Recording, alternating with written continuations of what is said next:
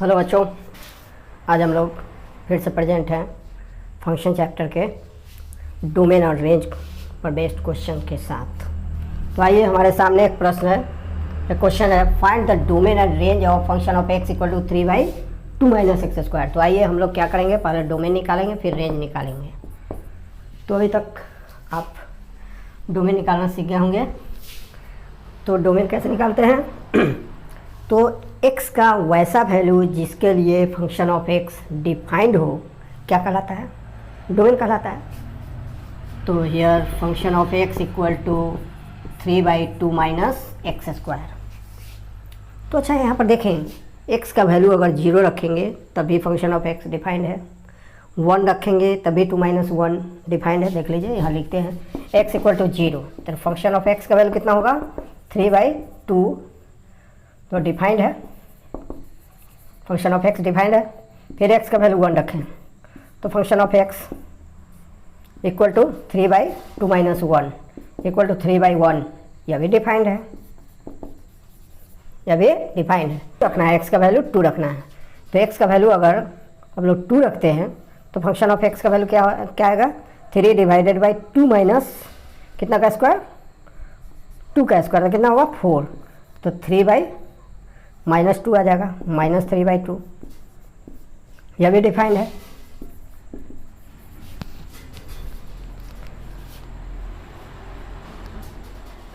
तो x किसके लिए डिफाइन नहीं होगा, तो फंक्शन ऑफ x किसके लिए डिफाइन नहीं होगा, यदि डिनोमिनेटर डेन इक्वल टू 0, किसी भी फ्रैक्शन का डिनोमिनेटर 0 हो तो क्या होगा, वह डिफाइंड नहीं होगा। तो यहाँ लिखेंगे हम function of x is not defined if denominator 2 - x² equal to 0। यदि डिनोमिनेटर 2 - x² का वैल्यू 0 होगा तो फंक्शन ऑफ x डिफाइंड नहीं होगा। यदि 2 - x² का वैल्यू 0 होगा means denominator 0, it means function of x defined नहीं है। तो फंक्शन डिफाइंड किसके लिए है, इसका उल्टा 0 के लिए डिफाइंड नहीं है, तो इसका मतलब है लेस देन 0 ग्रेटर देन 0 दोनों के लिए डिफाइंड है।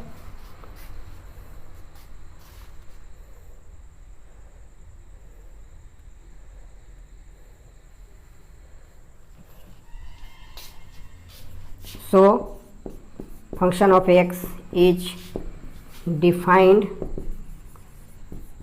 for 2 - x² not equal to 0। 0 के लिए डिफाइंड नहीं है, it means not equal to 0 के लिए यह डिफाइंड है। तो नॉट इक्वल टू 0 में ही ग्रेटर दैन 0 लेस दैन 0 दोनों आते हैं। तो आइए,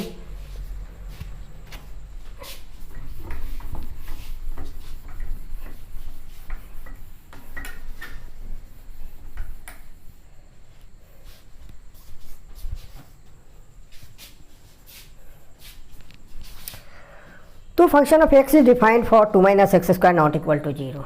this implies 2 - x² not equal to 0। तो हम लोग क्या लिखेंगे 2 not equal to x²। This implies x² not equal to 2।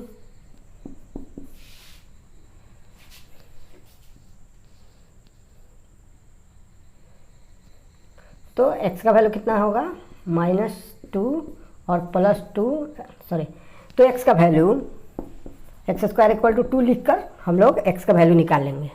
और तब क्या लिखेंगे नॉट अलग भी लिखेंगे, x नॉट इक्वल टू √2 है।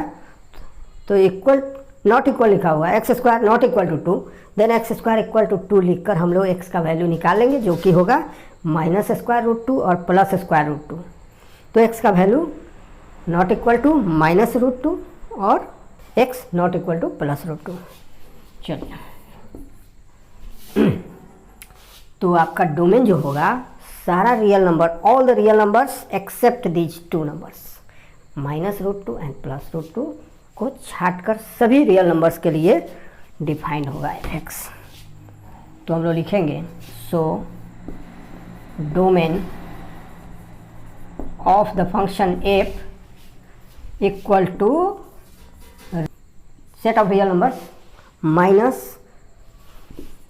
Minus square root 2 plus square root, इन दोनों को छोड़कर सारे रियल नंबर्स क्या होंगे, डोमेन में होंगे।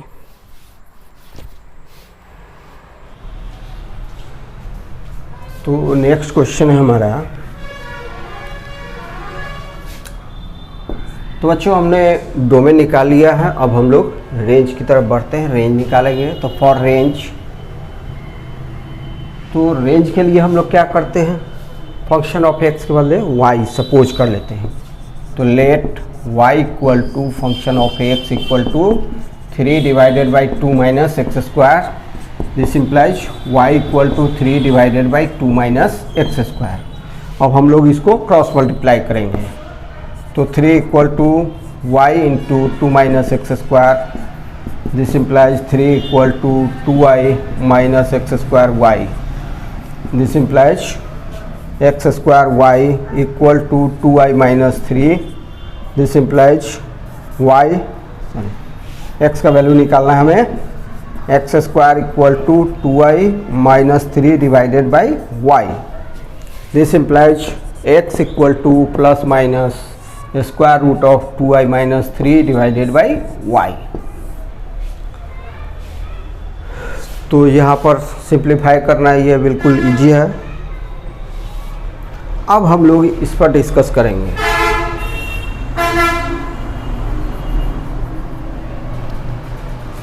तो रेंज निकालने के लिए y का वैसा वैल्यू निकालेंगे जिसके लिए x डिफाइंड हो, y का ऐसा value, such type of values of y for which x is defined. तो for this, for x to be defined, x to be defined, 2y minus 3 by y must be greater than or equal to 0. 2y minus 3 by y must be greater than or equal to 0.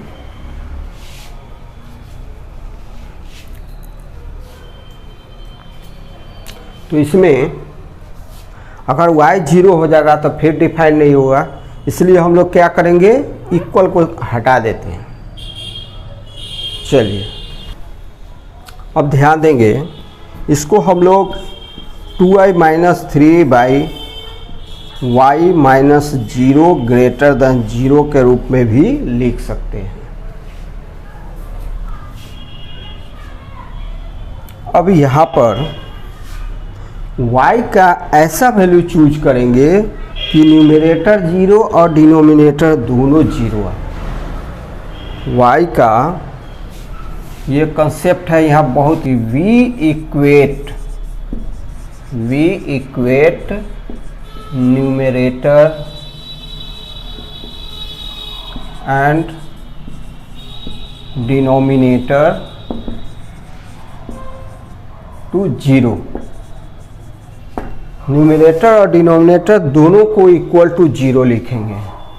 तो 2y minus 3 equal to 0, this implies 2y equal to 3, this implies y equal to 3 by 2। Again y minus 0 equal to 0, this implies y equal to 0। ये सो critical points, so critical points are 0 and 3/2। ध्यान देंगे बच्चों, बहुत ही important ये concept है कि यदि fraction, कोई भी फ्रैक्शन, किसका फ्रैक्शन हो, फ्रैक्शन फॉर्म में हो और दोनों क्या हो, लीनियर इक्वेशन हो, सॉरी, तो बच्चों ये फ्रैक्शन फॉर्म में लीनियर एक्सप्रेशन है। तो इसको सॉल्व कैसे किया जाए ग्रेटर देन 0 के लिए, तो numerator equal to 0, denominator equal to 0, दोनों को हम लोग इक्वेट करेंगे और क्रिटिकल पॉइंट निकाल लेंगे। क्रिटिकल पॉइंट निकालने के बाद हमें यहाँ पर 3 रीजन प्राप्त होते हैं। 3 रीजन्स आर फाउंड, 3/2 एंड 0। अब यहाँ पर ध्यान देंगे कि 0 से अगर लेस देन का वैल्यू लेते हैं, y का वैल्यू लेस देन 0 लेते हैं, तब देखिए क्या होता है। y का वैल्यू लेस देन 0 लिए तो रुकिए, तो बच्चों इसके बाद आइए, if we take y less than 0, example देख लें, y इक्वल टू -1 लेते हैं, तो आपका 2i माइनस 3, 2i माइनस 3 का वैल्यू क्या हो जाएगा, -y -2 -3 equal to -5 less than 0 हो जाएगा।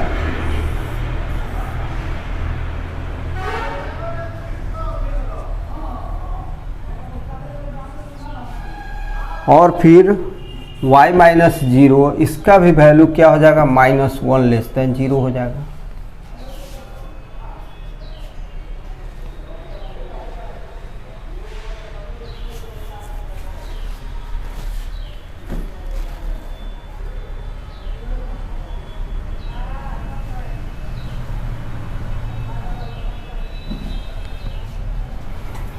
लेस देन 0, इसलिए 2i minus 3/y minus 0 equal to, यह भी इसका वैल्यू -5 आ रहा है, इसका वैल्यू -1 आ रहा है, दोनों कट के 5 ग्रेटर देन 0, इसके अकॉर्डिंग -1 के अकॉर्डिंग,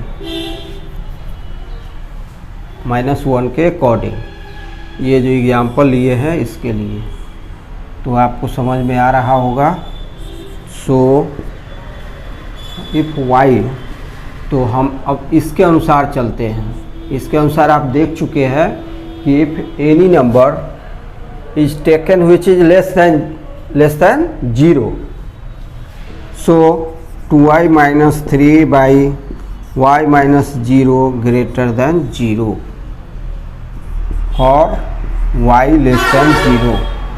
इस एग्जाम्पल से आपको स्पष्ट हो गया होगा बच्चों कि y का वैल्यू अगर हम निगेटिव लेते हैं, लेस देन 0 लगा देते हैं, लेस देन 0 लेते हैं, तब हम क्या देखते हैं कि न्यूमरेटर और डिनोमिनेटर दोनों क्या आते हैं, लेस देन 0। न्यूमरेटर यहाँ लिख देते हैं, न्यूमरेटर और डिनोमिनेटर। तो बच्चों y का वैल्यू जब लेस देन 0 लिया गया तो न्यूमरेटर का वैल्यू क्या आया, लेस देन 0, और डिनोमिनेटर का वैल्यू क्या आया, लेस देन 0 आया।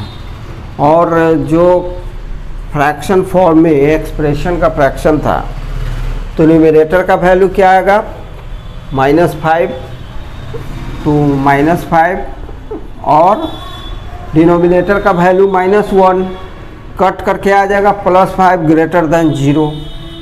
तो इससे आपने क्या समझा कि अगर y का वैल्यू लेस देन 0 लेते हैं तो जो फ्रैक्शन ऑफ एक्सप्रेशन है, मीन्स एक्सप्रेशन जो है वह उसका वैल्यू ग्रेटर देन 0 आ जाएगा। तो यहाँ हमने लिखा कि 2i minus 3/y minus 0 greater than 0, जो कि ट्रू है, विच इज ट्रू, सही है, सेटिस्फाई करता है। सो तो y का वैल्यू क्या होगा, लेस देन 0 होगा, y का वैल्यू लेस देन 0 होगा। चलिए, मीन्स यहाँ अगर ऐसे चलेंगे -∞ लिख दें यहाँ पर +∞, तो y belongs to open interval -∞ 0, ये हो गया। फिर आगे अब देखें, if we take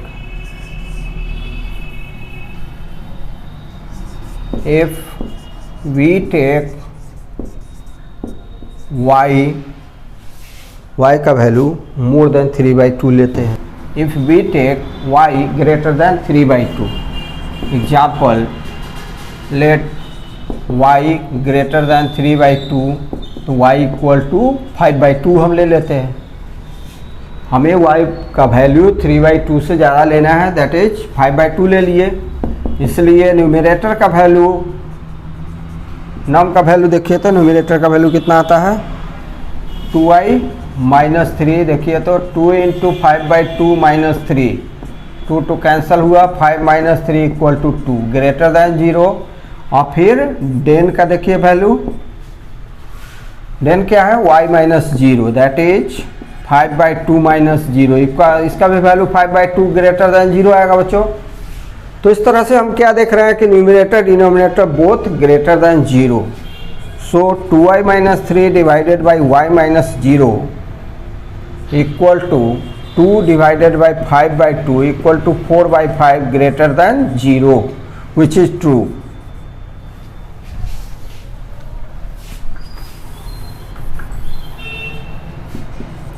which is true. तो बच्चों हम लोगों ने एग्जाम्पल के हेल्प से इसको देखा। अब हम लोग एजम्पशन से देखते हैं y ग्रेटर दैन 3/2। तो अब फिर लिखेंगे कि न्यूमरेटर नम कितना हो जाएगा। न्यूमरेटर देखिए 2y minus 3, 2y minus 3 greater than 0, और डेन भी y माइनस 0, तो y ग्रेटर दैन 0 हो जाएगा जब 3/2 से ज़्यादा लिया जाएगा तब। If we take y greater than 3/2 then 2y minus 3। इस एग्जाम्पल से आपने देखा 2y माइनस 3 का वैल्यू ग्रेटर दैन 0 आता है, तो वो लिखेंगे 2y minus 3 greater than 0। Similarly denominator y greater than 0, ये माइनस का चिन्ह ही है, y greater than 0। So the expression 2y minus 3 by y must be greater than 0.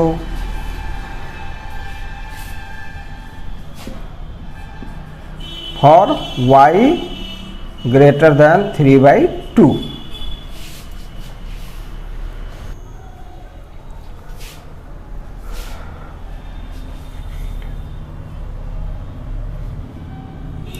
तो हम लोग जो वैल्यू लेंगे वह मोर देन 3/2 लेंगे। हम लोग जो वैल्यू लेंगे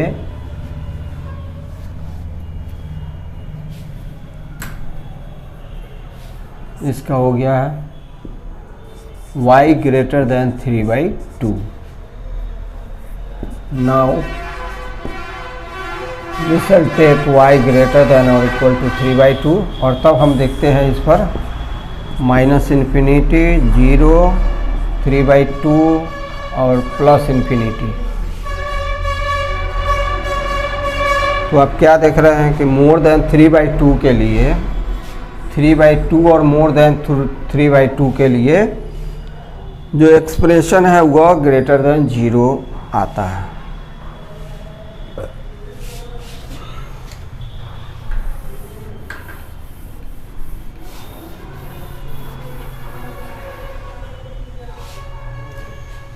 तो अच्छा यह लग रहा होगा आपको कि एक बार ग्रेटर देन 0 लिए हैं, एक बार ग्रेटर देन और इक्वल टू 0 लिए हैं। तो वो इसलिए कि यह स्क्वायर रूट के अंदर में है 2y माइनस 3/y। तो अगर हम इक्वल टू 3/2 लेंगे तो ये 0 हो जाएगा,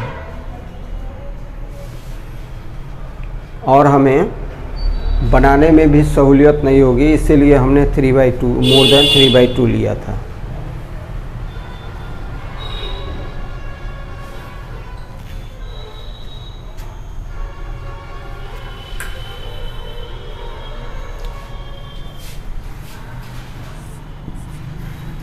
ये पॉजिटिव आता है, यह भी पॉजिटिव आता है, यह भी पॉजिटिव आता है 0 से लेस देन भी, और 3/2 से मोर देन भी पॉजिटिव आता है। मीन्स 2y माइनस 3/y का value positive. So y belongs to कितना हो जाएगा, क्लोज ओपन 3/2 इन्फिनिटी। यह, इसलिए रेंज क्या हो जाएगा, रेंज एफ बराबर हो जाएगा, पिछला क्या आया था बच्चों, ओपन इंटरवल माइनस इन्फिनिटी 0 और यूनियन क्लोज इंटरवल 3/2 इन्फिनिटी।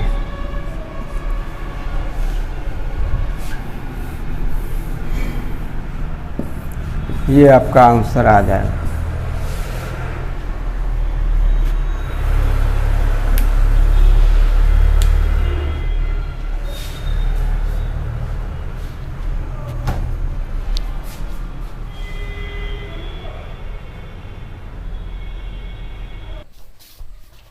तो बच्चों हमारे सामने एक क्वेश्चन है, function of x equal to 1/√, modulus x minus x, इसका हमें क्या करना है, डोमेन निकालना है। तो सॉल्यूशन, तो यह function of x equal to 1/√, square root of modulus x minus x। तो बच्चों एक बात ध्यान रखना है कि मॉडुलस का कोई भी क्वेश्चन आए, मॉड x का कोई भी क्वेश्चन आए, आप दो केसेज एराइज कराइएगा अवश्य ही। केस फर्स्ट कि इफ x ग्रेटर देन 0, तब x ग्रेटर देन 0 तो मॉडुलस ऑफ x कितना हो जाएगा, x हो जाएगा। अब आगे आप सॉल्व कीजिए क्वेश्चन। केस सेकेंड एराइज कराइएगा कि इफ x लेस देन 0 और फिर मॉड x का वैल्यू -x होगा। अब इसके बाद आप जो भी क्वेश्चन होगा उसको सॉल्व कर लेंगे। तो कोई भी मॉडुलस का क्वेश्चन होगा तो दो केसेज एराइज होंगे, इसके बेसिस पर आप इजीली कोई भी क्वेश्चन को सॉल्व कर लेंगे। तो यहाँ भी फंक्शन ऑफ x कब डिफाइंड है, तो हम लोग क्या करते हैं, मॉडुलस x के बदले हम लोग दो केसेज एराइज करते हैं। केस फर्स्ट कि इफ x ग्रेटर देन 0 तो modulus x equal to x, so function of x equal to कितना हो जाएगा, 1/√ऑफ x minus x equal to 1/0। ये क्या है, डिफाइंड नहीं है, function of x is not defined for x greater than 0, इसलिए so function of x is defined for x less than और इक्वल टू 0। लेकिन अगर इक्वल टू 0 हो जाएगा, x का वैल्यू 0 हो जाएगा, तो ये दोनों वैल्यू 0 हो जाएंगे, 0 माइनस 0 है, तो 1/√0 मीन्स 1/0 यह भी डिफाइंड है, यह अनडिफाइंड कर देगा, इसको डिफाइंड नहीं होगा फंक्शन ऑफ x, इसलिए x का वैल्यू क्या होगा, लेस देन 0 ही होगा।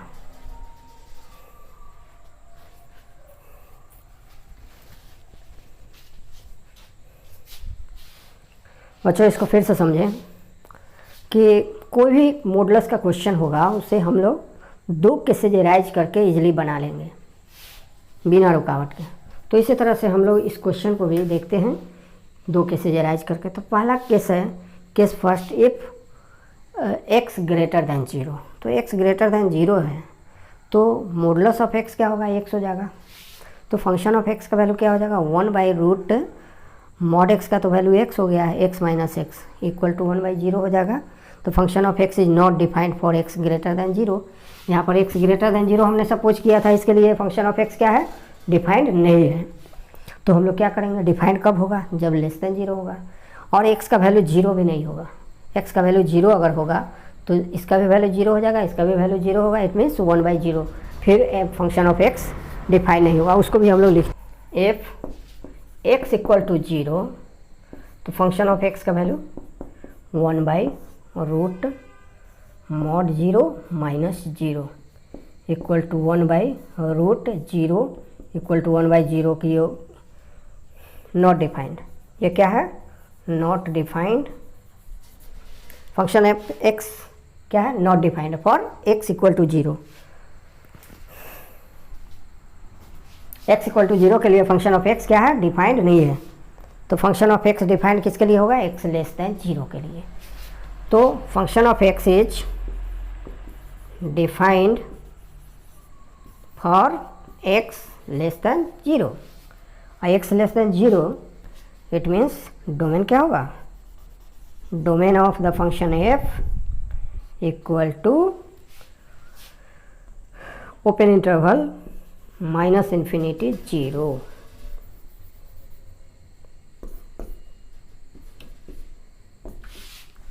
डोमेन ऑफ f क्या हो जाएगा, ओपन इंटरवल -∞ 0।